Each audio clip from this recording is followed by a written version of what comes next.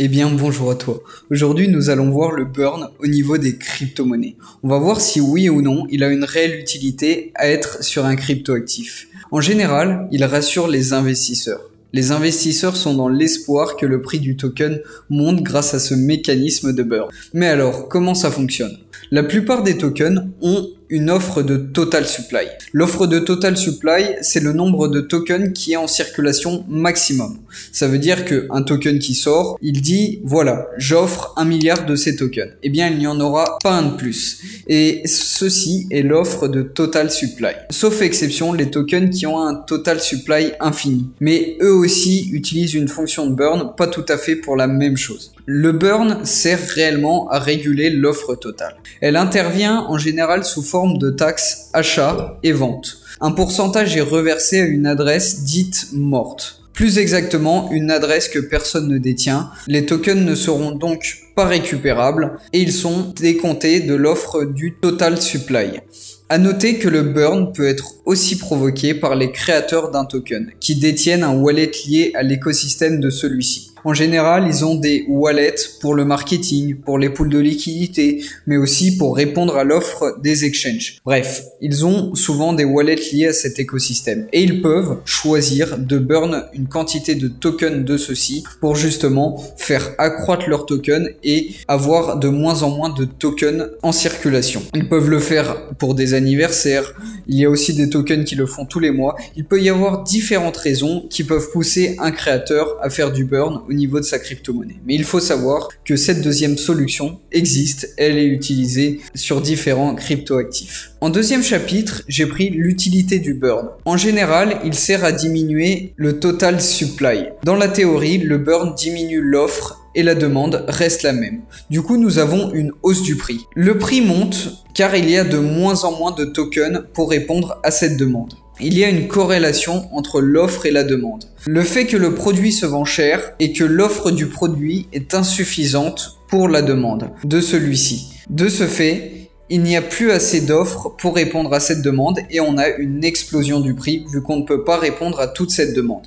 Et bien évidemment, plus on se rapproche de l'offre au niveau de la demande, plus le prix monte. Et si on dépasse, ça monte encore plus. D'ailleurs, on dit souvent que ce sont les acheteurs et les vendeurs qui fixent le prix de celui-ci. Si tu veux suivre le wallet de burn au niveau d'un crypto-actif que tu détiens, il existe un outil d'analyse que j'utilise très souvent. Il s'agit de Bubblmap. Bubblmap est un outil d'analyse qui t'informe de tous les détenteurs au niveau d'un token, mais aussi des wallets de gestion. On pourrait aller directement sur le fake token, qui est un token qui est justement hyper déflationniste et qui utilise le mécanisme de burn. On peut voir que le premier wallet est la dite adresse, l'adresse morte qui détient 59,20% de ces tokens. Ces tokens ne seront jamais récupérables car cette adresse n'appartient à personne et ils sont donc enlevés de l'offre du total supply. C'est justement ce mécanisme de burn au niveau de ce token. Et on peut voir différents wallets, des wallets de gestion au niveau de Uniswap, des wallets de détention au niveau des holders. Ça t'informe réellement de tous les wallets au niveau d'un token et ça peut te permettre de peaufiner tes analyses, mais aussi de voir ces dites adresses. En troisième partie, nous allons parler des limites du burn. En théorie, comme on l'a vu, le burn hausse le prix d'un cryptoactif, mais sous certaines conditions. La première, c'est la possession des tokens doit rester similaire après le burn. Parce que si les gens se mettent à vendre pour prendre du bénéfice suite à la hausse grâce au mécanisme de burn, eh bien le burn n'a servi strictement à rien, à part diminuer l'offre, mais le prix ne va pas monter car justement les gens ont pris leurs bénéfices et on a moins de détenteurs sur le token.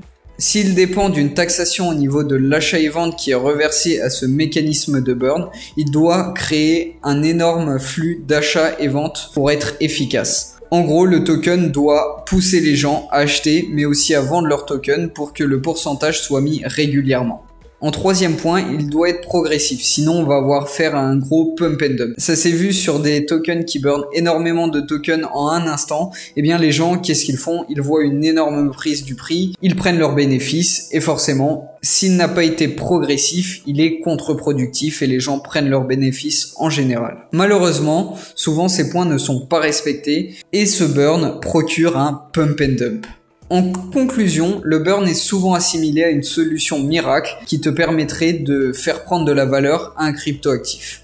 mais il dépend énormément du comportement des acheteurs, mais aussi de celui des vendeurs.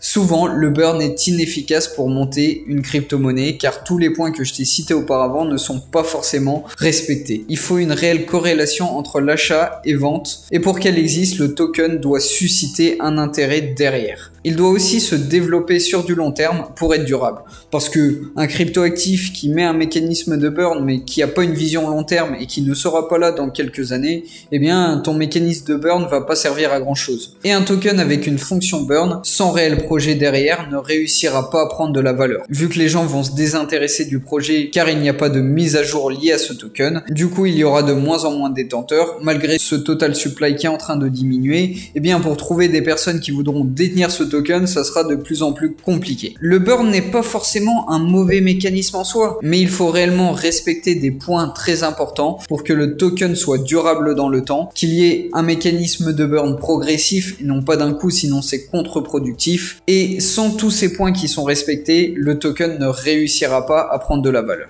Prendre de la valeur, ça dépend surtout de cette offre et de cette demande. Si on diminue l'offre mais qu'on ne prend pas de demande derrière, ça va être compliqué. Il faut qu'un token s'investisse sur tous les points pour réussir à prendre de la valeur et c'est pas forcément un seul mécanisme de burn qui va t'offrir un token qui prend énormément de valeur. Mais voilà, en tout cas j'espère que cette vidéo t'aura plu. Si tu as la moindre question, n'hésite pas à me le dire en zone commentaire, j'essaierai de répondre à ta question au plus vite. N'hésite pas à liker et à t'abonner, je te dis à la prochaine pour une prochaine vidéo. I know you told your friend you're not okay, and tell me what's wrong and why you never said you felt